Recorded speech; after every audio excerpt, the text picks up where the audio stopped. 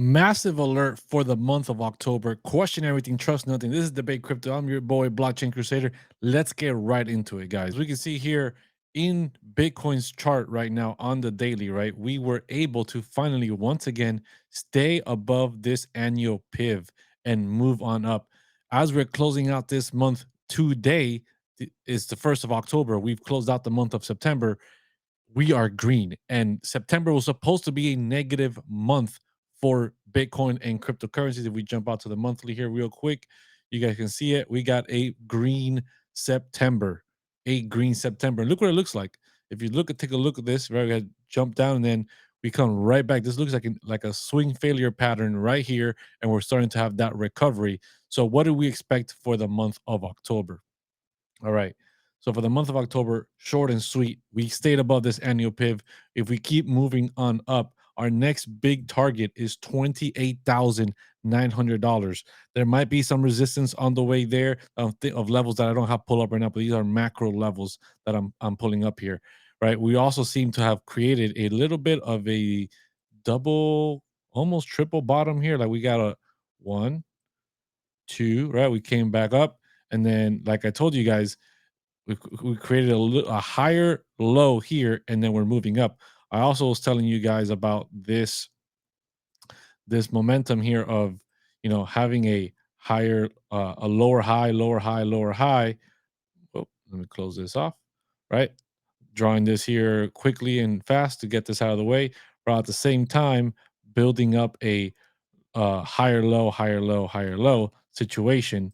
So we came to, obviously this looks terrible. This is terrible, terribly drawn. Drawing this here quickly. We're gonna come to a point of decision where we're gonna break up or break down. September closed positive, closed on the green, so it looks like we're moving on the upward. We're gonna be covering this about Benjamin Cowan's predictions for September as well here pretty soon. But let's jump over to Ethereum real quick before we keep going here. So Ethereum is looking kind of similar, right? We are getting some resistance of this April PIV, but we were able to recover the quarter two PIV. We were able to stay above the point of control for the range. And once again, kind of the same structure, right? High, lower high, but at the same time, low, higher low, right? And we've come to a decision here. It looks like we're moving to the upside. We break above this April PIV and Bitcoin starts moving. Obviously, Ethereum is going to get pushed up with it.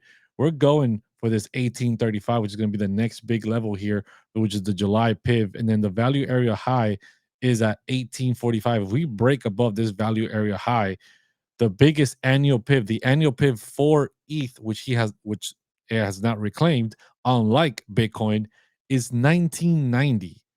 And as we've mentioned here before in the channel, CVO, shout out to him. Go check out his Twitter post. He has a trade that could possibly be running up to 1900, possibly 2100 for ETH. That means we would reclaim this value area high, and up to this annual PIV we go. But let's jump into the articles here.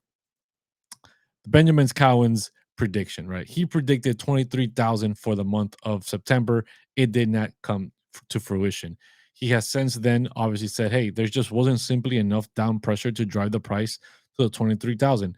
Cowan is generally very bullish on Bitcoin, and it just defied what he was expecting, which goes to show you that even the greatest analysts can be wrong. Some things just can't be predicted, and things just go the opposite way. So, as you can see here, incorrect prediction serves as a reminder of seasoned analysts can be wrong, especially on markets on being unpredictable. So, I'm not going to harp on this. Everybody can be wrong, but I don't think that the dump is over. I think we're going to have a short rally here, right? Potentially in October. And if anything, we could still have that next big shakeout, because logically, what makes the most sense here is everybody gets super excited. We go into a massive rally, right? Or a short term rally. I shouldn't say massive, into a short term rally. And when everybody gets even more excited and Bitcoin starts heading towards that 29,000 level, I haven't shown it here in my chart, but let me go back over here. If we go back to my Bitcoin chart, right, we get excited. Let me to the quarter three PIV, that 28, which is 28,900. And as we're building that excitement, we start reaching this value area high, which is also the August PIV of 29,900, right? that if we break these levels, people are going to be super excited, bro. We're back. Bull market's back, baby. Right. The next big level here is going to be this 31,000, which has been the tops that we have not been able to break out over this past year, and people are going to be very, very bullish once we start reaching these levels.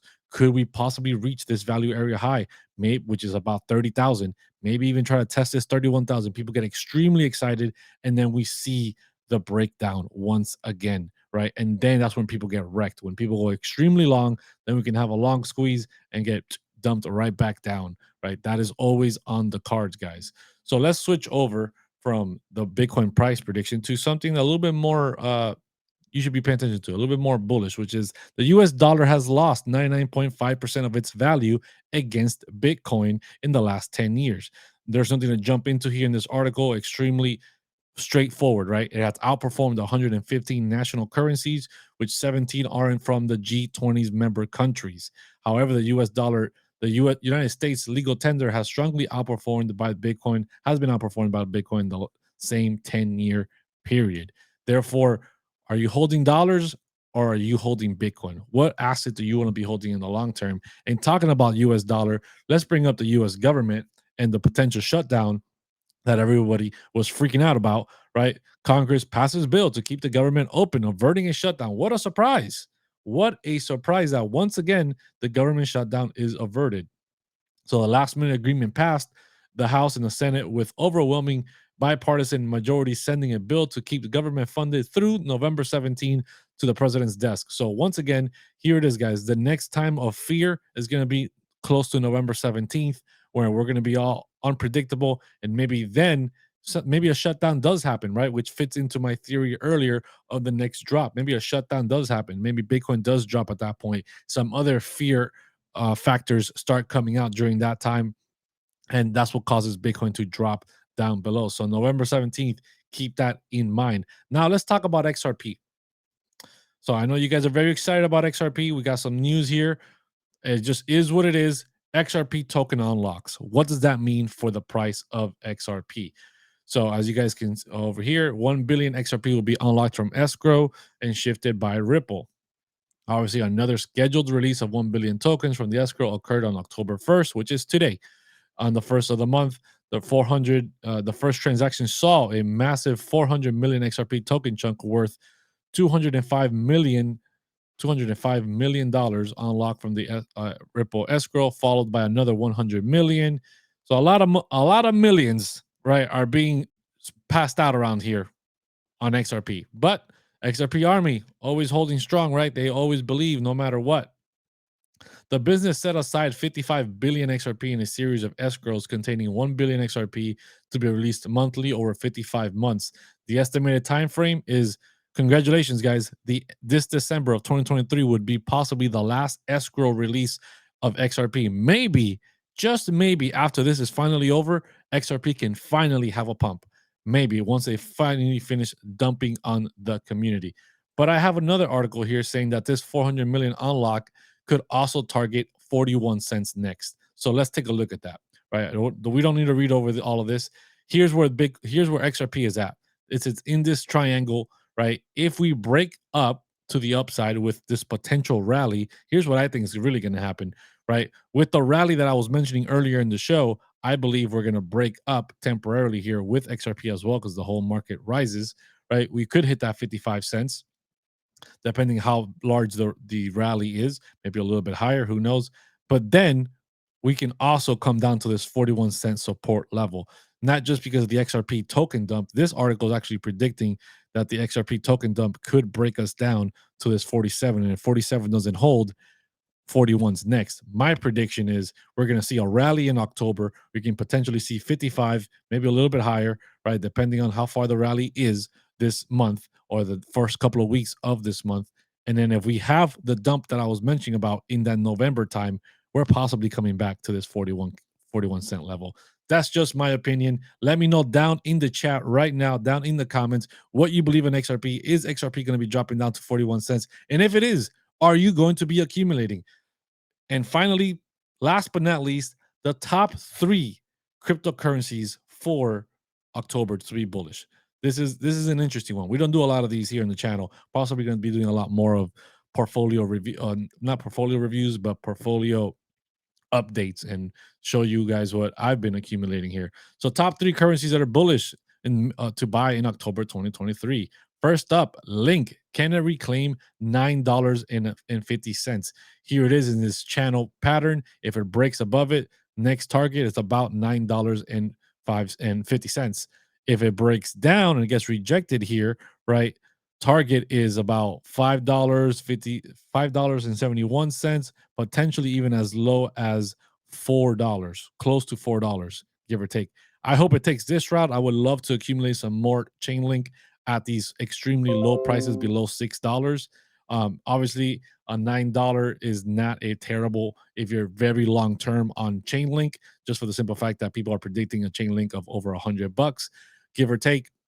Last cycle, I believe it topped out around $50 to $60. And obviously, long term, it's not terrible, but I don't like buying into resistance. I don't like dollar cost averaging on the way up, knowing that there's still some good amount of time in the bear market to see some pullbacks. And if that pullback that I mentioned earlier is happening, I definitely can see a $5 or lower chain link once again. Next up, Aave, key resistance restricting the buyer's growth. We are at a descending triangle with Aave. If Aave breaks above this descending triangle, $96.56 is the next target. If it continues to be rejected and play around in here, it can go as low as 57, possibly even $50 before having a bounce and maybe reaching that $57. So if you're accumulating Aave, if you have any bags of Aave, drop it in the chat down below, drop it in the comments. Let me know what your entry price for Aave is. And last one here is Rune. This one I don't know a lot about, but it's an inverse head and shoulders pattern here. And if it breaks up, it can go from $1.90 to $3. If anyone here is holding Rune or knows anything about Rune, drop it in the comments. I want to know more about this Rune token because I really don't know anything about it right now. But guys, that is all I had for you guys today. Like always, question everything, trust nothing, smash those likes on the way out, and always hodl like it's hot. See you guys.